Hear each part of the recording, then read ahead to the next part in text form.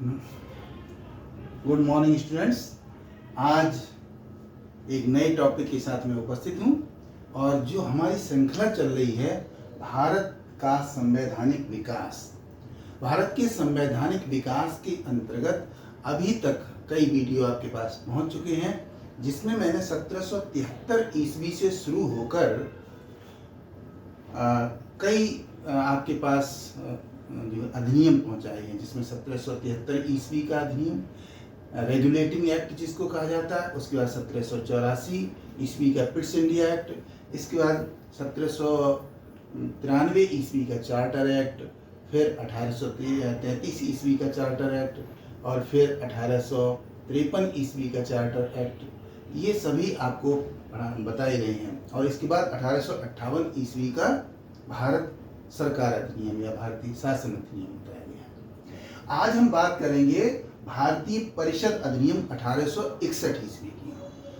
भारतीय परिषद अधिनियम 1861 ईस्वी के क्या प्रावधान थे, क्या विशेषताएं थी, क्या व्यवस्थाएं थी और किस तरीके से उसने कार्य किया, इन सारी बातों पर विचार करेंगे, जो बहुत ही महत्वपूर्ण है यूपीएससी की दृष्टि से और अन्य परीक्षाओं की दृष्टि से, और खास तौर से जो यूजी और पीजी के इतिहास के विद्यार्थी हैं उनके लिए बहुत ही महत्वपूर्ण टॉपिक है। इसलिए आइए इस पर विचार करते हैं।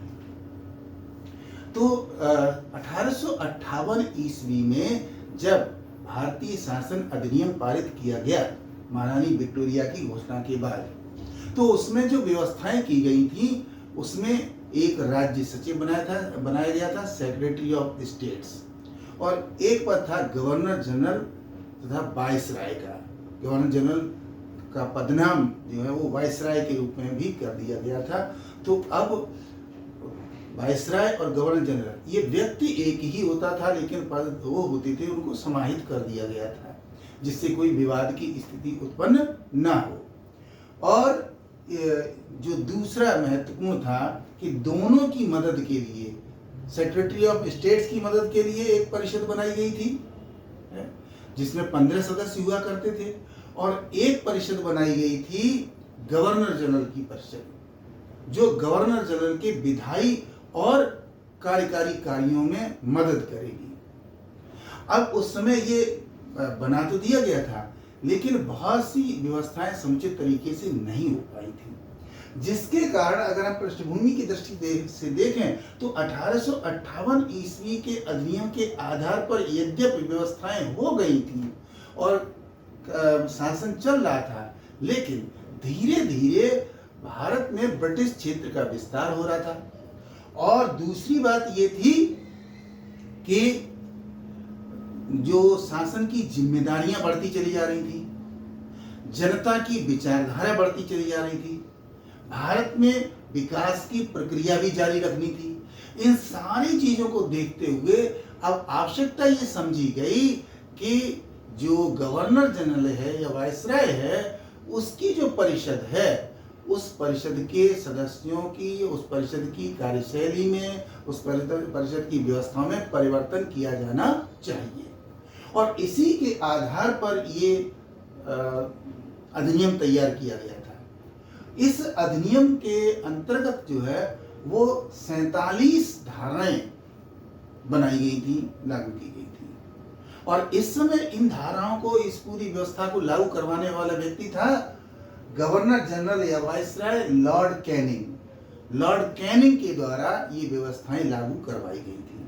तो आइए अब हम ये देखते हैं कि आखिर 1861 ईस्वी के परिषद अधिनियम में क्या व्यवस्थाएं की गई थी और उसके क्या प्रमुख प्रावधान थे, क्या विशेषताएं थी, किस तरीके से उसने आगे कार्य किया।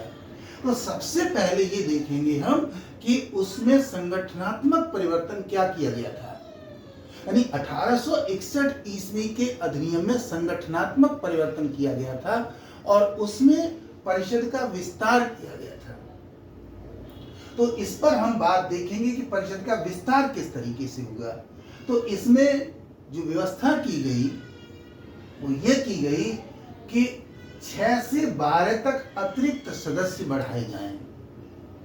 ठीक है, 6 से 12 तक अतिरिक्त सदस्य बढ़ाए जाएं, क्योंकि जो सदस्य परिषद में हैं उनको विधायी और कार्यकारी दोनों कार्य करने पड़ते हैं, जिससे कि काम ज़्यादा है और सदस्यों की संख्या कम है। इसलिए ऐसा किया जाना चाहिए कि परिषद का विस्तार किया जाए। अब इसमें जो बात निर्धारित की गई वो ये निर्धारित की गई कि ये नियुक्ति 2 वर्ष के लिए होगी। ये नियुक्ति जो है 2 वर्ष के लिए होगी और जो गवर्नर जनरल होगा वो इन सदस्यों को नामित करेगा और वे सदस्य ही कार्य करेंगे परिषद के अंतर्गत, ये बात कही गई। अगली बात ये महत्वपूर्ण रखी गई कि जो सदस्य होंगे, जो सदस्य बढ़ाए जाएंगे, जिनको अतिरिक्त सदस्य कहा जा रहा है, उनमें आधे से अधिक सदस्य जो है वो गैर सरकारी क्षेत्र से होने चाहिए। गैर सरकारी क्षेत्र का मतलब ये था कि वो सरकार में पहले से अगर प्रतिभागिता कर रहे हैं और उन्हीं सदस्यों को बिठा दिया जा रहा है परिषद के अंतर्गत, तो भारतीयों को ये डर था कि वहां पर मनमानी होगी गवर्नर जनरल और परिषद की। लिहाजा जो भारतीय और जो विदेशी लोग हैं, अंग्रेज लोग हैं, उनमें से ऐसे लोग जो सरकार में शामिल नहीं है, उन्हें भी इस परिषद में शामिल किया जाना चाहिए, ये व्यवस्था रखी गई। और इसमें क्या किया गया कि 3 भारतीय लोगों को इस परिषद में नामित किया गया गवर्नर जनरल के द्वारा, अर्थात लॉर्ड कैनिंग के द्वारा किया गया था। कि अब इसका मतलब ये था कि भारतीयों की प्रशासन में भागीदारी जो है वो 1861 ईस्वी के अधिनियम के द्वारा लागू होती है। ठीक है, तो ये पहला मौका था जब भारतीयों को वैधानिक दृष्टि से ये अधिकार दिया गया था कि वो परिषद के सदस्य बन सकते हैं और उसकी गतिविधियों में भाग ले सकते हैं। अब जिन 3 लोगों को नामित किया गया था, जो 3 प्रमुख लोग थे जिनको परिषद के सदस्यों के रूप में नामित किया गया था, उसमें थे बनारस के राजा थे जिनको नामित किया गया था, और दूसरे पटियाला के राजा थे, आप पटियाला के महाराजा थे, उनको नामित किया गया था, और एक अन्य बुद्धिजीवी व्यक्ति थे सर दिवाकर राव। तो इन 3 लोगों को गवर्नर जनरल के द्वारा, अर्थात लॉर्ड कैनिंग के द्वारा, जो गवर्नर जनरल की परिषद थी उसमें नामित किया गया था। तो ये संगठनात्मक परिवर्तन 1861 ईस्वी के अधिनियम के अंतर्गत किए गए थे। अब हमें ये देखना है कि ये जो परिषद बनी है, जिस परिषद ने एक 47 धाराओं का अधिनियम पारित किया गया है, और उन 47 धाराओं के आधार पर इसने अपना कार्य शुरू किया, जिसमें संगठन भी बना और उसके बाद उसने अपने अपने कार्य शुरू कर दिए। अब देखना यह है कि इसमें कौन कौन से महत्वपूर्ण प्रावधान किए गए थे, जिन प्रावधानों के आधार पर आगे शासन चलाया गया। तो आइए देखते हैं परिषद के प्रावधान या विशेषताएं। इसमें जो सबसे महत्वपूर्ण पहली बात रखी गई वो ये रखी गई कि पहली बार भारत में पोर्टफोलियो सिस्टम लागू हुआ। पोर्टफोलियो सिस्टम का मतलब ये है कि वो जो सदस्य हैं उनको एग्जीक्यूटिव वर्क सौंपा जाएगा। एग्जीक्यूटिव का मतलब कार्यकारी काम। यानी देखिए, सरकार के 3 प्रमुख कार्य होते हैं सरकार के। एक कार्य होता है टू मेक द लॉज, कानून बनाना, जिसको कहते हैं लेजिस्लेटिव फंक्शन या लेजिस्लेटिव वर्क। दूसरा होता है कानूनों को लागू करना, उसको कहते हैं एग्जीक्यूटिव वर्क, कार्यकारी वर्क, या उसको कहेंगे कानून लागू करने का कार्य। और तीसरा होता है न्यायिक कार्य, ज्यूडिशरी, यानी जो व्यक्ति कानून का पालन नहीं कर रहे हैं, व्यक्ति या संस्थाएं या जो भी लोग हैं, तो उनके खिलाफ न्यायिक कार्यवाही की जाए। सरकार के ये 3 प्रमुख जो है वो अंग होते हैं और तीनों अलग अलग अपना कार्य करते हैं। विधायी कार्य, कार्यकारी कार्य या कार्यपालिका संबंधी कार्य, और तीसरे न्यायिक कार्य। तो यहाँ जो विधायी व्यवस्था है उसमें तो परिषद के सभी सदस्य भाग ले रहे हैं, लेकिन उनमें से 5 सदस्यों को पोर्टफोलियो सौंपा गया था। ठीक है, तो ये पोर्टफोलियो सिस्टम शुरू किया गया, जिसमें एक पूरे विभाग की जिम्मेदारी एक व्यक्ति विशेष को दे दी गई थी कि आप इस पूरे पोर्टफोलियो को, पूरे विभाग को संभालेंगे। ठीक है, तो first time portfolio system imposed in India in 1861। अगला है, प्रत्येक सदस्य को एक विभाग दिया गया। जो एग्जीक्यूटिव बॉडी के मेंबर बनाए गए हैं उनको एक पोर्टफोलियो सौंप दिया गया, अर्थात एक विभाग सौंप दिया गया। और मैंने आपको बताया कि इनकी संख्या 5 रखी गई। ये कार्यकारी कार्यों के लिए 5 सदस्य बनाए गए, यानी पूरी जो लेजिस्लेटिव बॉडी थी काउंसिल के अंदर, उसमें से 5 सदस्यों को पोर्टफोलियो सौंपे गए थे एग्जीक्यूटिव बॉडी के रूप में। और यहाँ पर एक बहुत ही महत्वपूर्ण बात आपको मैं बता दूं, वो ये कि इसमें संशोधन करके 1874 में एक संशोधन किया गया, जिसके आधार पर इसमें 6ठा विभाग जोड़ा गया था। अब हम आपको ये बताएंगे कि आखिर ये जो पोर्टफोलियो थे वो कौन कौन से प्रमुख पोर्टफोलियो इस परिषद के अधिनियम के अंतर्गत शामिल किए गए थे। सबसे पहला था गृह, होम डिपार्टमेंट, यानी पूरे ब्रिटिश क्षेत्र जो था भारत के अंदर, उसमें शांति व्यवस्था बनाए रखने के लिए, कानून व्यवस्था बनाए रखने के लिए गृह विभाग की स्थापना की गई थी। और इस गृह विभाग का कार्य एक सदस्य को सौंपा गया था, जो कार्यकारी का सदस्य होता था। दूसरा विभाग था सैन्य विभाग, सेना का विभाग। तीसरा था कानून विभाग, चौथा था वित्त विभाग और 5वां था राजस्व विभाग। तो इस तरीके से ये 5 पोर्टफोलियो बनाए गए थे, 5 डिपार्टमेंट बनाए गए थे या विभाग बनाए गए थे सरकार में, गृह, सैन्य, कानून, वित्त एवं राजस्व। और यहाँ पर मैं आपको बताया मैंने आपको कि 1874 ईस्वी में एक 6ठा विभाग जोड़ा गया था, और ये विभाग था PWD, पब्लिक वर्क डिपार्टमेंट।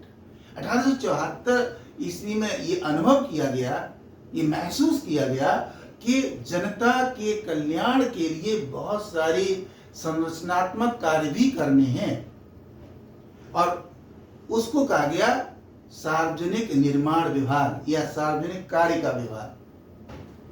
तो उसके आधार पर ये 6ठा सदस्य जो है वो इसकी जिम्मेदारी देखता था, सार्वजनिक कार्यों की जिम्मेदारी। अब इसके बाद देखें, अन्य सदस्य केवल विधायी कार्य करेंगे, यानी परिषद के जो अन्य सदस्य होंगे उन 5 के अलावा या 6 के अलावा, वो लेजिस्लेटिव वर्क करेंगे, यानी विधायी कार्य करेंगे, कानून के निर्माण संबंधी कार्यों में वो भाग लेंगे, बैठकों में भाग लेंगे, अपनी राय व्यक्त करेंगे और जो भी आवश्यक कार्य होंगे वो करेंगे। इसके बाद अगला देखेंगे, राजस्व, ऋण, सैन्य और धर्म तथा विदेशी मामले। ये कुछ खास जो मामले थे, इश्यूज या डिस्प्यूट होते थे, उन पर केवल गवर्नर जनरल को स्वीकृति का अधिकार था।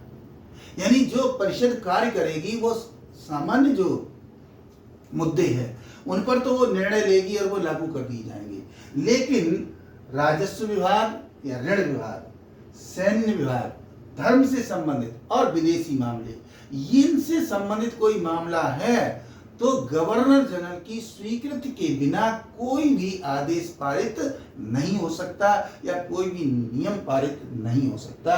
गवर्नर जनरल को ये अधिकार दिया गया कि वो ऐसे मामले में अपना स्वयं का निर्णय ले सकता है। अगली बात, वायसराय के फैसले को पलट सके, वायसराय फैसले को पलट सके, यानी परिषद जो भी निर्णय लेगी उस पर अंतिम मोहर जो है वो वायसराय की लगेगी।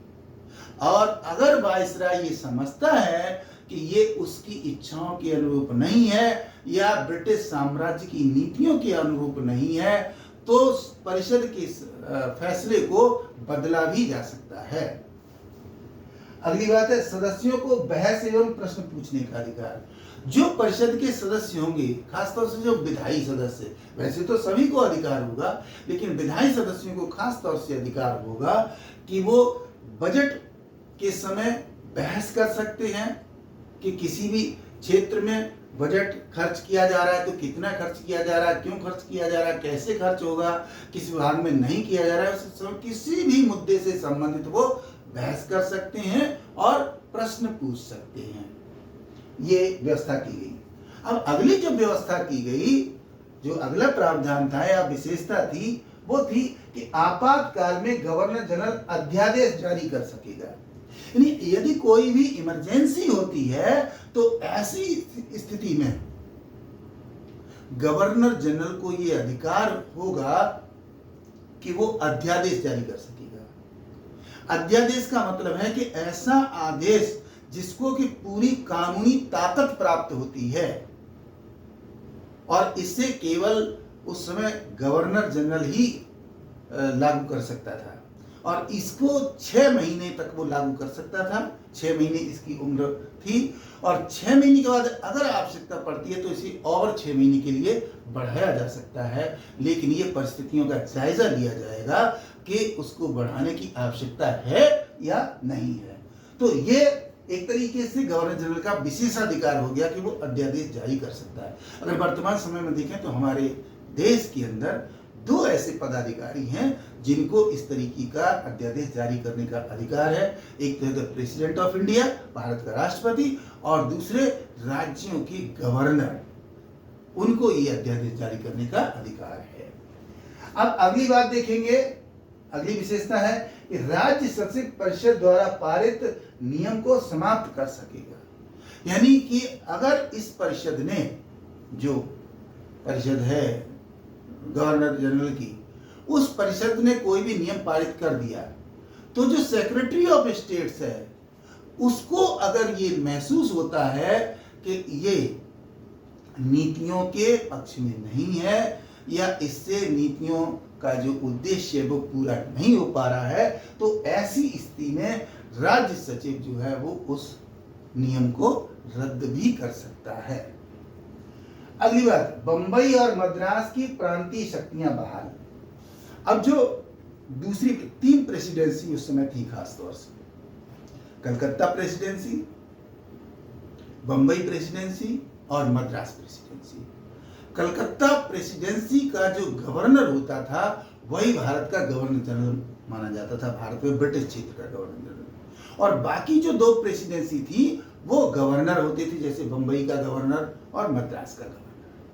ठीक, अब इनकी जो शक्तियां थी वो 1858 ईस्वी के अधिनियम के आधार पर सीमित कर दी गई थी, और क्योंकि 1833 ईस्वी के अधिनियम में कुछ शक्तियां दी गई थी, बाद में इनको सीमित कर दिया गया था।